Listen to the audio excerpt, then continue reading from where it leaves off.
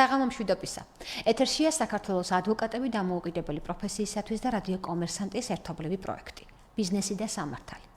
მე ამ გადაცემის ავტორი და წამყვანი ნინო ლიპარტია გახლავართ ადვოკატი.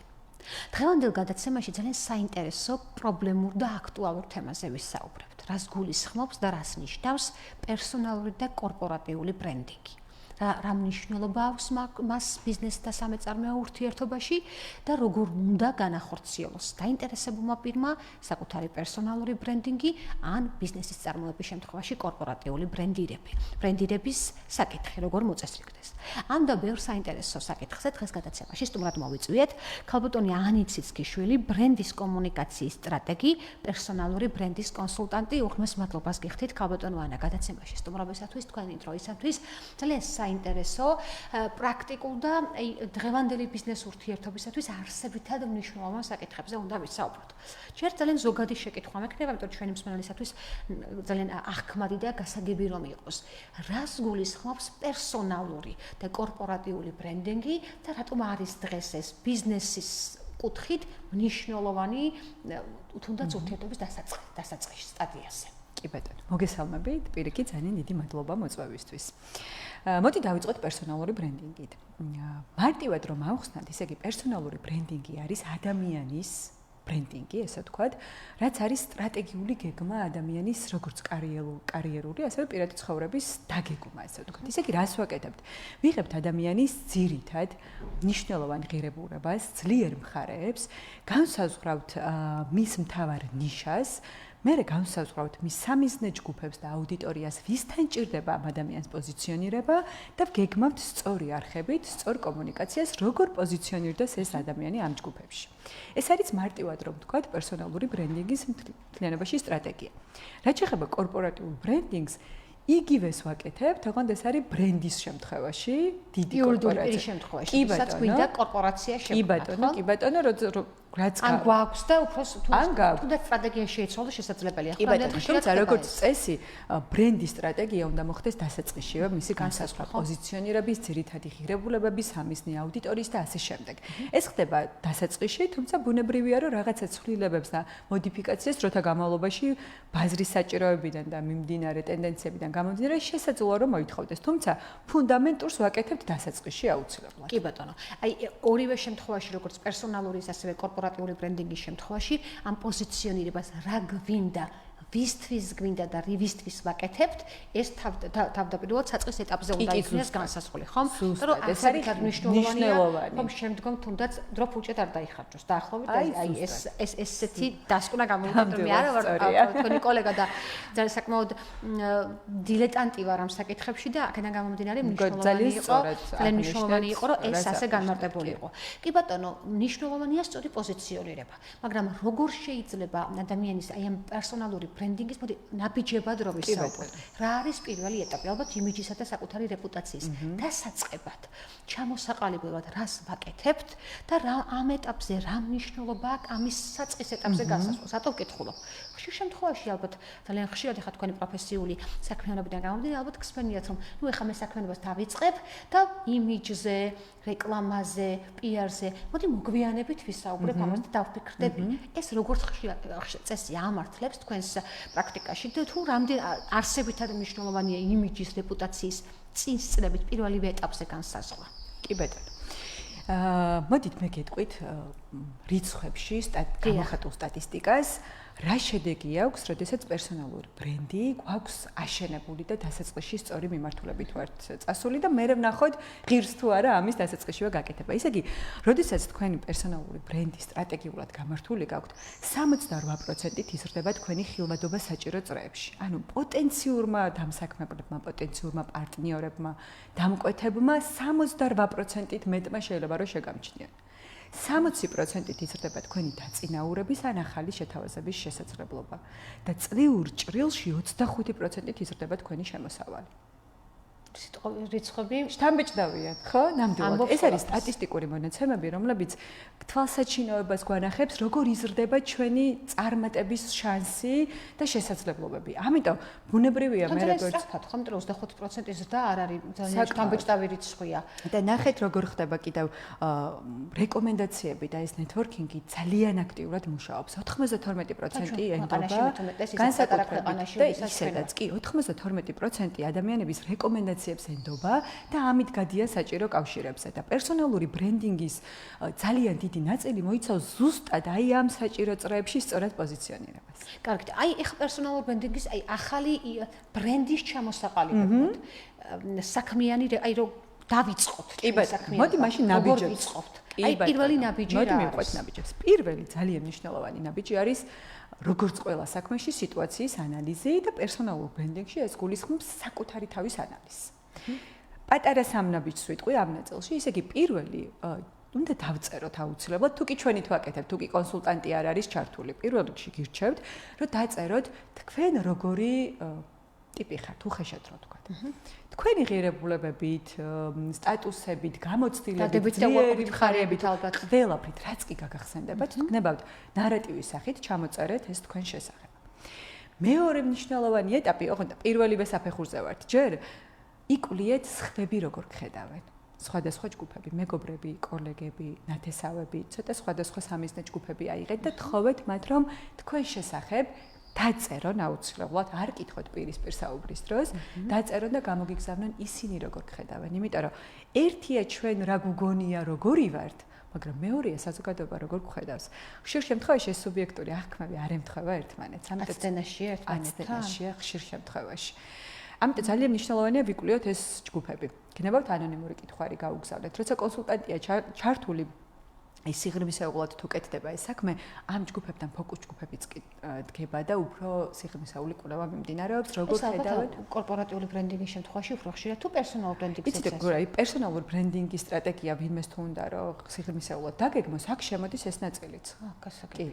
და ფოკუს ჯგუფებში, ანუ გასაგები პირველი ეტაპი მე ვახასიათებ ჩემ თავს, მეორე ეტაპი სხვები მახასიათებენ როგორ ხედავენ და ზუსტად და მესამე ეტაპზე ადარებთ ამ ორ შედეგს ერთმანეთს და ნახეთ რაში გაქვთ აცდენა. რეალურად თქვენ როგორ ხედავთ თქვენს თავს და რეპუტაცია როგორი გაქვთ. რეალურად ხალხი როგორ გხედავთ, იმიტომ რომ ხშირ შემთხვევაში მათ შორის მეც ძალიან ხშირი მქონია ესეთი შემთხვევები, როდესაც ვიცი, უახლოეს ადამიანსაც აბსოლუტურად სხვა განცდა ჰქონდა ჩემს შესახებ რაიმე კონკრეტულ საკითხსა და სიღრმისეულად რომ მივყევით ამ საკითხს, რაღაცა ერთი კონკრეტული ქმედება, რომელიც ჩემთვის ძალიან ჩვეულებრივი ამბავი იყო, მასში ამ ასოციაციას იწვევდა. ამიტომ ეს ხშირად ხდება, საჭიროა აუცილებლად რომ ვიყვე.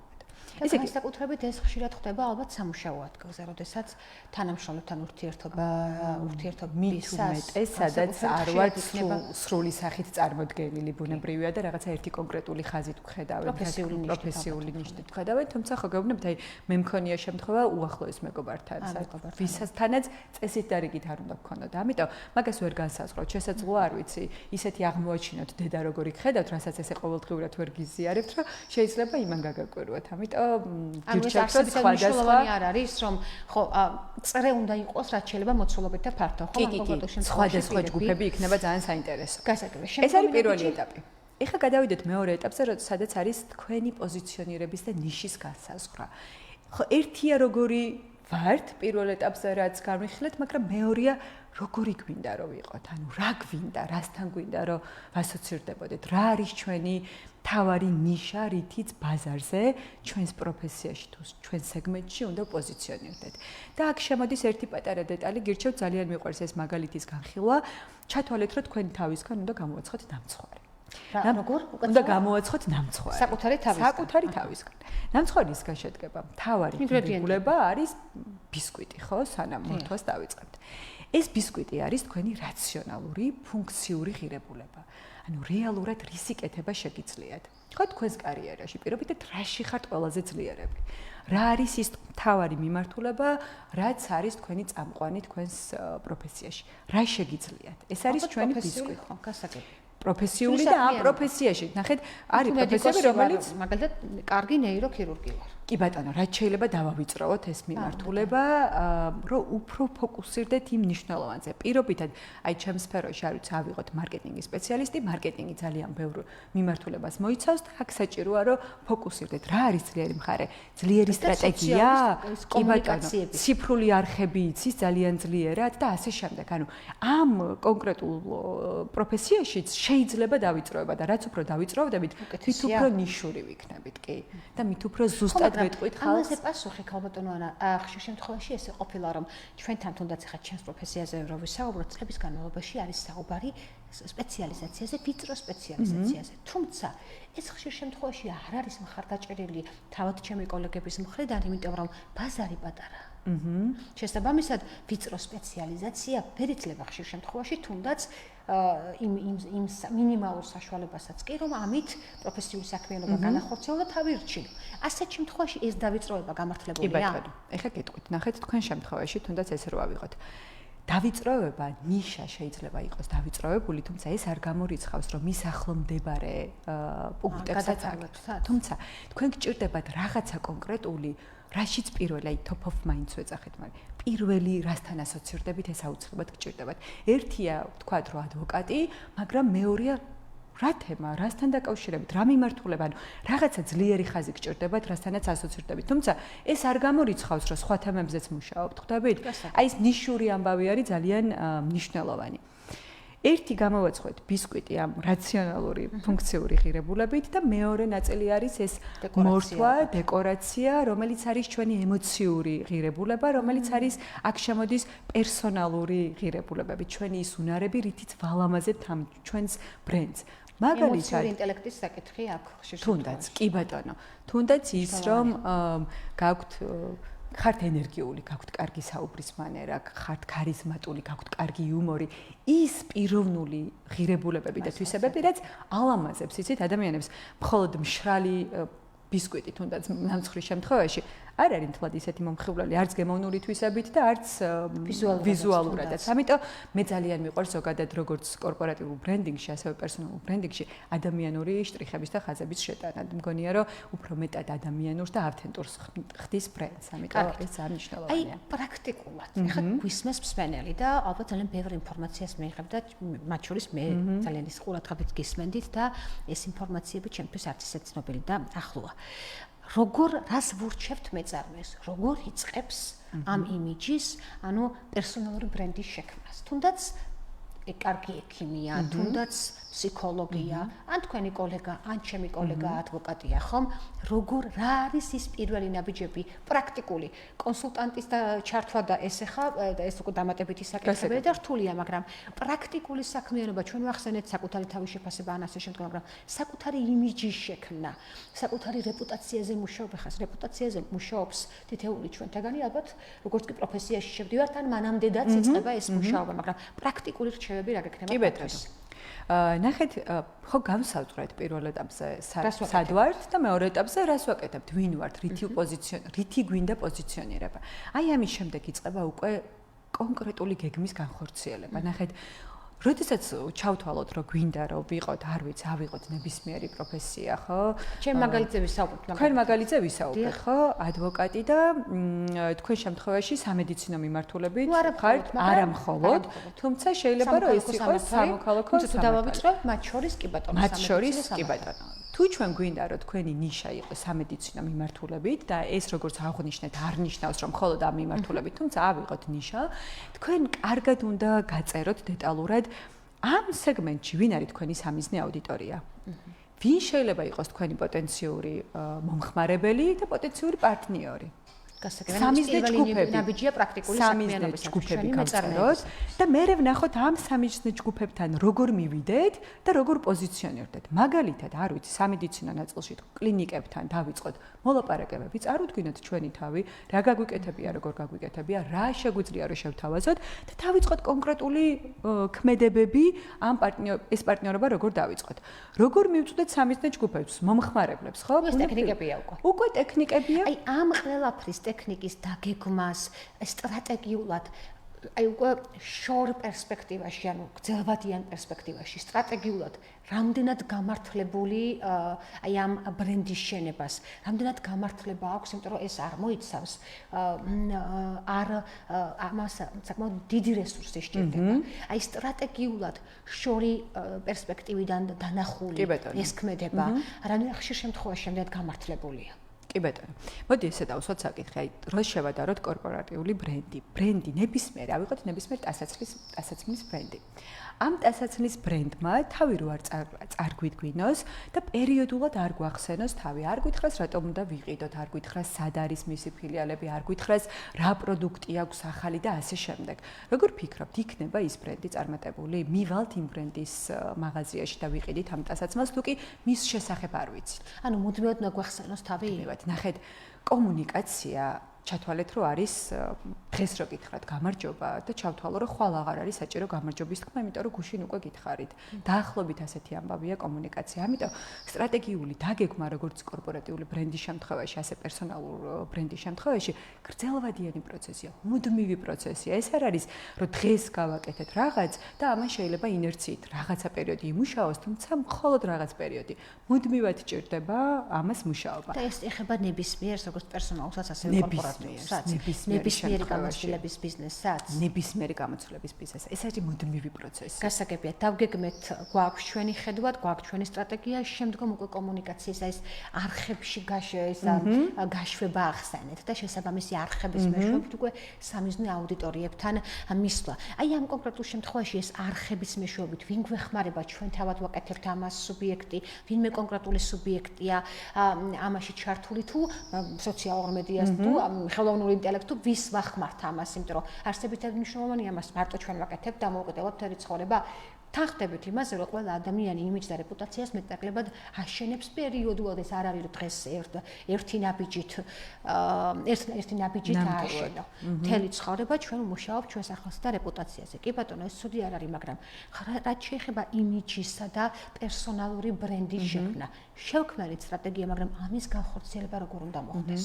თუნდაც ვისი მეშვეობით. კი ბატონო, როგორ არის იცით, თქვენ თუ გაქვთ ამის დროის რესურსი, ადამიანური რესურსი, რა თქმა უნდა შეგიძლიათ რომ თქვენ გააკეთოთ. რა თქმა უნდა გაცილებით სხვა ფორმით კეთდება, თუ კი ამას შესაბამისი პროფესიონალი ამაში ჩართული, თუმცა თუ კი არ გაქვთ ამის დამატებითი რესურსი, რომ ვინმე ჩართოთ, შეიძლება რომ თქვენვე განსაზღვროთ, მთავარია სწორად იყოს განსაზღვრული. მაგალითად, თქვენ შემთხვევაში შესაძლოა რომ საკომუნიკაციოდ იმისთვის, რომ პროფესიონალური იმიჯი შეიქმნათ, LinkedIn-ის მიმართულება იყოს ძალიან აქტიური, სადაც გამართავთ თქვენს გვერდს, გააზიარებთ პერიოდულად კონკრეტულ რჩევებს, ისედაც აქტიური ხართ თქვენ სხვადასხვა გადაცემებში და ტელევიზიებში, ამიტომ ეს ხაზიც ძალიან მნიშვნელოვანია. შემდეგ საკომუნიკაციო არხია ამ პარტნიორებთან კომუნიკაცია. ეს არის B2B მიმართულება და შეიძლება დაიწყოთ თქვენვე დაიწყოთ მოლაპარაკებები, შეხვედრები. ეს არის თქვენს რესურსზე, ადამიანურ რესურსზე, დროის რესურსზე დამოკიდებული. რა თქმა უნდა შეგიძლიათ რომ თქვენვე გააკეთოთ. თუმცა კიდევ ერთხელ რომ ვთქვათ, თუ კი გარედან სპეციალისტია ჩართული, ბუნებრივია უფრო სწრაფად მიდის პროცესი და უფრო მაღალ დონეზე მიდის პროცესი. აი ამ პროცესებში რამდენად აქვს მნიშვნელობა სოციალურ მედიას და PR მარკეტინგს. აი შესვენებამდე გადაცემაში რეკლამის დრო გვიახლოვდება, აი ამ საკითხთან დაკავშირებით, იმიტომ რომ 21 საუკუნე ციფრული საუკუნეა. ეს შეკითხვა მექნება და მეორე ნაწილს უბრალოდ ამ შეკითხვით დავიწყებთ, რამდენად არსებითი მნიშვნელობა აქვს, ან გადამწყვეტი მნიშვნელობა შეიძლება გქონდეს ხშირ შემთხვევაში ამ პროცესში სოციალური მხარდაჭერა, სოციალური მედიის მხარდაჭერას. ციფროსო რადიო მსმენელო გადაცემაში რეკლამის დროა დაგველოდეთ, ჩვენ რამოდენიმე წუთში დაგებრუნდებით.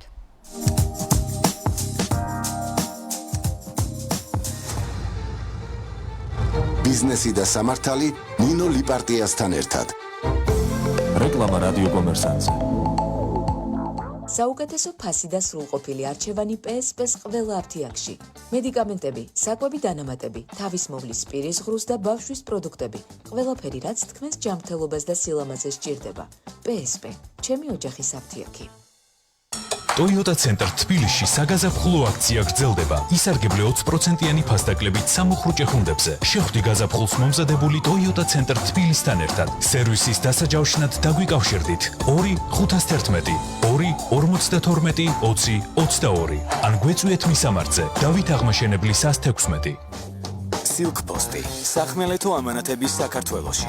გამოიწერეთ ამანათები ჩვენთან და ისარგებლეთ სწრაფი სერვისითა და ბიუჯეტური ფასებით.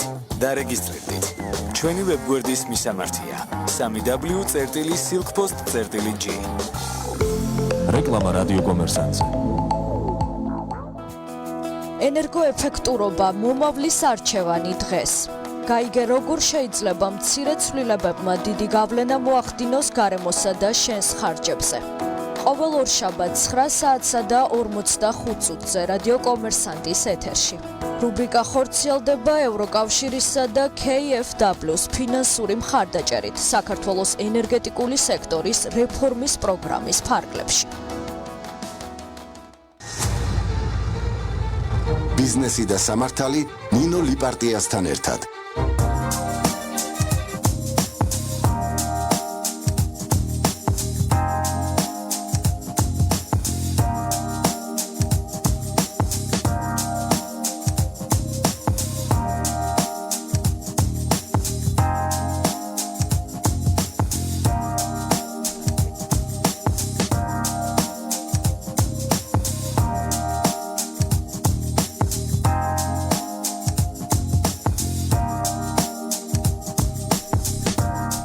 დაგებრუნდით ეთერში გადაცემაში ბიზნესი და სამართალი ნინო ლიპარტიასთან ერთად და დღევანდელი გადაცემის სტუმარია ქალბატონი ანია ციცქიშვილი, ბრენდის კომუნიკაციების სტრატეგი, პერსონალური ბრენდის კონსულტანტი. ქალბატონო ანი, სწორედ აი ამ ბრენდინგზე ვსაუბრობთ, პერსონალურ და კორპორატიულ ბრენდინგზე და წინა გადაცემის წინა შესვენებამდე, უпростоრად წინა ბლოკში ჩემი შეკითხვა ეხებოდა ბრენდინგი სოციალურ მედიაში, უბრალოდ სოციალური და არა მხოლოდ მედიის როლი ამ ყველაფერში, იმიტომ რომ 21 საუკუნე მოგეხსენება ციფრული საუკუნეა და რა როლი აქვს ამ პროცესს და როგორ უნდა იყოს სწორად მართული ბრენდინგის პროცესი, თუნდაც მედიის, სოციალური მედიის დახმარებით. კი ბატონო.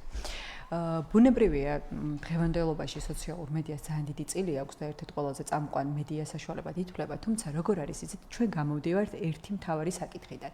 მას შემდეგ რაც გავაანალიზებთ, ვინ არის ჩვენი სამიზნე აუდიტორია, ვისთან გვინდა პოზიციონირება, მერე უნდა გავსაზღვროთ საკომუნიკაციო არხები.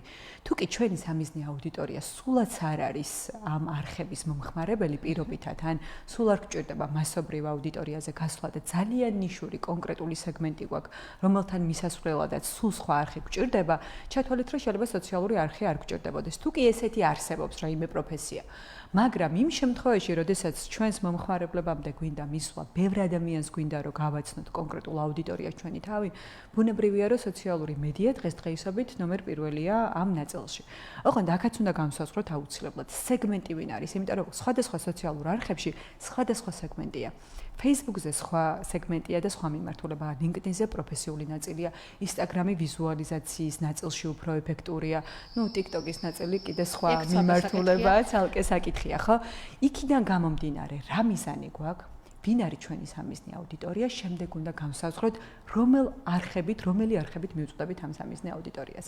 აქედან გამომდინარე გამოდის. შინაარსობრივი ნაწილი, რას გადავცემთ მას და ამასთანავე ერთი მნიშვნელოვანი კითხვა შინაარსის გარდა, როგორ უნდა იყოს გადაცემული მისთვის, იმიტომ რომ ხა ჩემს პროფესიაში მაგალითად ერთ-ერთი სირთულეს წარმოადგენს ჩვენი გადმოცემის უნარი, იმიტომ რომ ამბობენ, რომ იურისტებს თავიანთი ენა აქვს და ხშირ შემთხვევაში ეს ენა ზედმეტად რთულია მაგალითად სხვა პროფესიის ადამიანებისათვის. აი ამ კონკრეტულ შემთხვევაში მიწოდებულ კომუნიკაციის მექანიზმი, ან როგორ უნდა იყოს წინასწარ შერჩეული, თუ ამას რამდენად მნიშვნელობა ენიჭება? ძალიან მნიშვნელოვანია, სწორი რაღაცა აღნიშნეთ, საკომუნიკაციო ენაც ესეთი კორპორატიულ ბრენდინგშიც ზუსტად ესეა, მას შემდეგ რაც სამიზნე აუდიტორიას განსაზღვრავთ, უნდა განსაზღვროთ ამ აუდიტორიას როგორ ესაუბროთ, ანუ მათი ენით უნდა ესაუბროთ, ხო? თუ კი ჩემი აუდიტორია პირობითად არიან სრულად თინეიჯერები, რაღაც კონკრეტული პროფესიის, მე მათ ენაზე უნდა ვისაუბრო, მათთვის რაც არის მისაღები, ისე უნდა ვისაუბრო.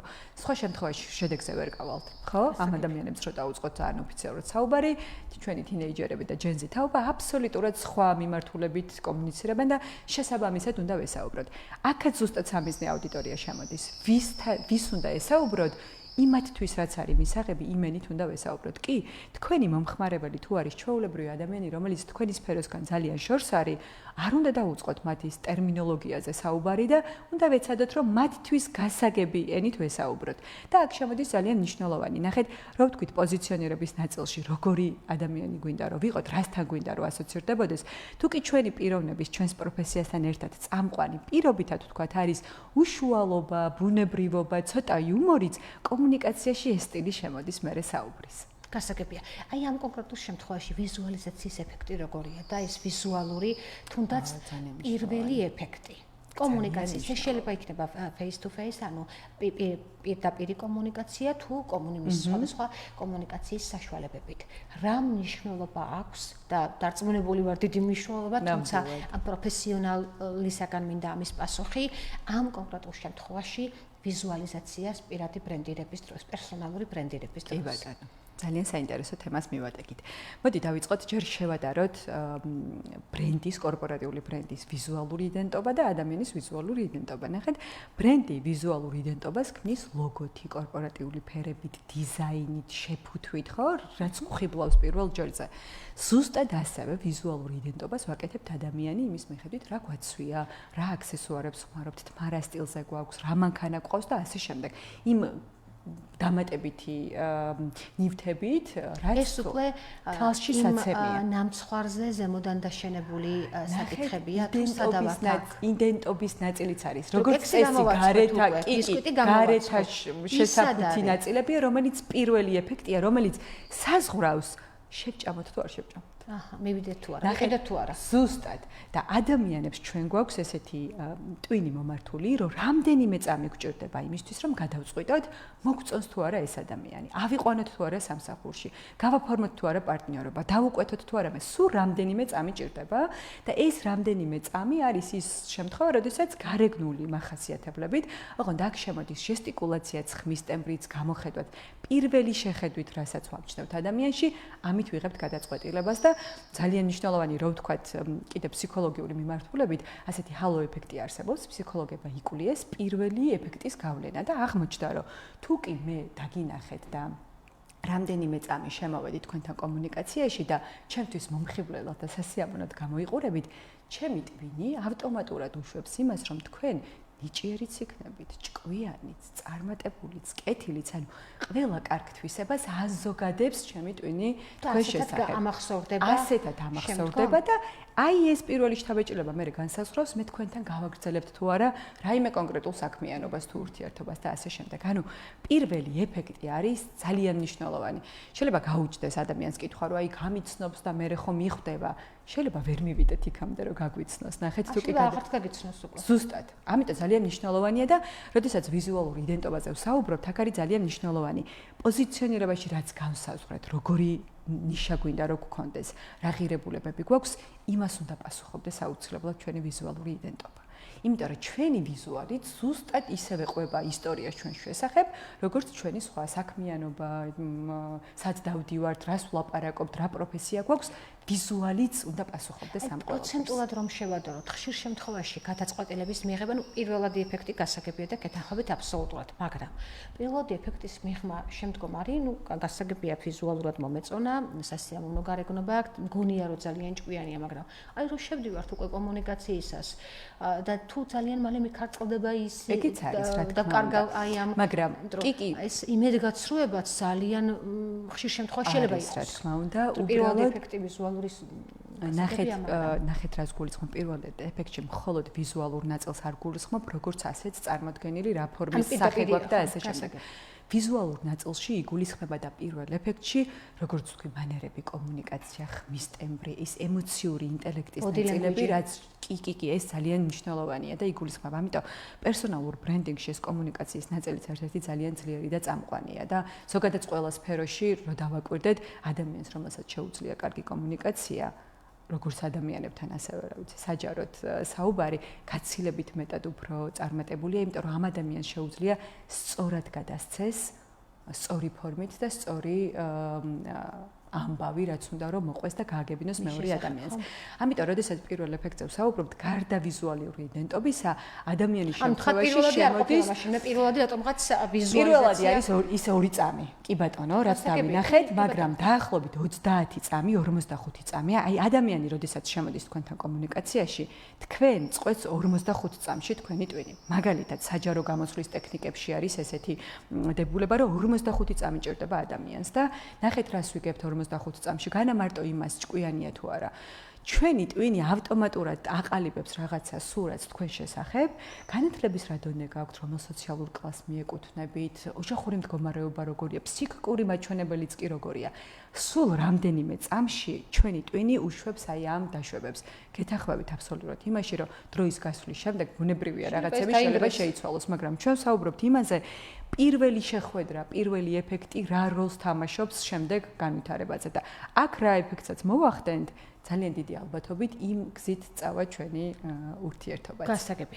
აი ეს პერსონალურ ბრენდინგზე ძალიან მნიშვნელოვანი და საინტერესო საკითხზე საუბრობთ, მაგრამ მე მაინტერესებს აი საქართველოში ქართული ბიზნესის და არა მხოლოდ ბიზნესის, აი საქმიანი ვითარება, საქმიანი ადამიანები რამდენად ხშირად მიმართავენ ამ პერსონალურ ბრენდინგს, იმიტომ რომ მე ხომ ბრენდის შექმნა და მისი დაცვა და მარკეტინგული ხდიდი კომპანიის ამის რესურსიც აქვს და ბუნებრივია კი ამისთვის რესურსაც ხარჯავს, მაგრამ აი პერსონალურ ბრენდინგზე რო ვისაუბროთ, საქართველოში სად ვართ და რამდენად ხშირად არის საჭიროება ან მმართველობა ამასთან დაკავშირებით და რამდენად ხშირად რთავს პროფესიონალს ადამიანთა პირი საკუთარი იმიჯისა და რეპუტაციის აშენებაში და შემდგომ განვითარებაში. კი ბატონო. მომართვიანობით რო დავიწყოთ, ბოლო პერიოდში უფრო გააქტიურდა ეს ტენდენცია. მე ვუკავშირებ ამას იმას, რომ ადამიანებმა ნელ-ნელა ამ საუკუნეში დაიწყეს კორპორაციებიდან გამოსვლა და საკუთარი მიმართულებით პოზიციონირება ბაზარზე და მაშინ გაუჩნდათ ეს განცდა, რომ რაღაცაში სჭირდებათ ეს პერსონალური ბრენდის უფრო მძაფრად ჩამოყალიბება და ამიტომ ბოლო ტენდენცია უფრო მზარდია. ვის სჭირდება აბსოლუტურად ყველას. აი კიდევ ერთი მონაცემი რა ვთქვათ. როდესაც კომპანიის CEO ხელმძღვანელი პერსონალური ბრენდით იდენტიფიცირებულია და ძლიერი პერსონალური ბრენდი აქვს, ადამიანების მომხმარებლის ნდობა ბრენდის მიმართ სამჯერ იზრდება. წარმოგიდგენიათ, ანუ თვითონ ადამიანების ძლიერი პერსონალური ბრენდი კომპანიას და ბრენდსაც კი ეხმარება. ამიტომ ბოლო ტენდენციაც არის ის, რომ აი ხა დავიწყეთ ძალიან აქტიურად კომპანიების თანამშრომლებისთვის და მენეჯმენტისთვის პერსონალური ბრენდინგის ვორქშოპები და ტრენინგები და ძალიან მიხარია, რომ ეს ტენდენცია გამოიკვეთა, იმიტომ რომ კი, ამ შემთხვევაში აი ბოლო პერიოდის ტენდენცია ეს არის, რომ ძალიან აქტიურად დავიწყეთ ეს დაგეგმა, იმიტომ რომ ამ ადამიანებს ვეხმარებით ძლიერი გუნდის შექმნაში, კომპანიებს პერსონების გაძლიერებაში და ეს პერსონები ამ კომპანიაში იქნებიან, სხვა კომპანიებში თუ თავად დაიწყებენ საქმიანობას, უკვე გარკვეული ფუნდამენტი აქვს. ჩვეულებრივ თანამშრომელი შეიძლება იყოს ამაზე იზრუნოს კომპანია. იცი როგორ, სიმართლე რომ გითხრათ, მეტწილად მენეჯმენტის მომართვიანობაა, თუმცა აი შემდეგ კვირას ივნისის დასაწყისში მაქვს სხვადასხვა კომპანიები, სადაც სრული ოფისი ჩართეს და ძალიან მიხარია, რომ ყველას მიეცემა ამის შესაძლებლობა. ადრე ყოველ შემთხვევაში დაახლოებით 10 წლის წინ, ადრე ეს პირიქით არ იყო ხელშეწყობილი ადამიანებისა და კომპანიის მენეჯერების მიერ და როგორც წესი, ისინი პირიქით აი ამ პოზიციონირებას, საკუთარ ამ ინდივიდუალურ ჩართულობას და ინდივიდუალურ საკუთარ თავზე მუშაობას, თუნდაც საზოგადოების თვალში, ძალიან არასასიამოვნოდ უყურებდნენ და არაფასებდნენ პოზიტიურად, იმიტომ რომ ისინი მიიჩნევდნენ, რომ ეს იყო დაკარგული დრო, იმიტომ რომ ეს დრო დაიკარგა მისი პერსონალური განვითარებისთვის და არა კომპანიის საქმის კეთებისათვის.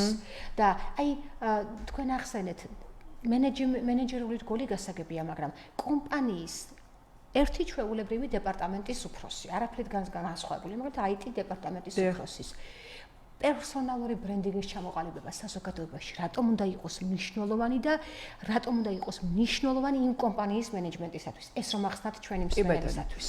მოდი ესე გავაკეთოთ და ესე ვთქვათ, რომ პერსონალური ბრენდი ავტომატურად არ ნიშნავს იმას, რომ ჩვენ ძალიან ცნობილები უნდა გავხდეთ და ბევრმა ადამიანმა უნდა გაიგოს ჩვენ შესახებ, ხო? პერსონალური ბრენდი ნიშნავს, რომ ზუსტად იმ აუდიტორიამ იცოდეს ჩვენ შესახებ, ვინც ჩვენ გვჭირდება ჩვენი მიზნების მისაღწევად. თუ ამ IT დეპარტამენტის მიზანი პირობითად არის საკუთარი გამოცდილების ისე გავრცობა, რომ გახდეს ფრილანსერ IT ძალიან მაგარი მენეჯერი და არ იყოს რომელიმე კონკრეტულ კომპანიაში. პირობითად, ხო? მისი მთავარი მიზანი არის, რომ მიწვდეს კონკრეტულ კომპანიებს, რომ დაუკვეთონ მას შესაბამისი მომსახურება.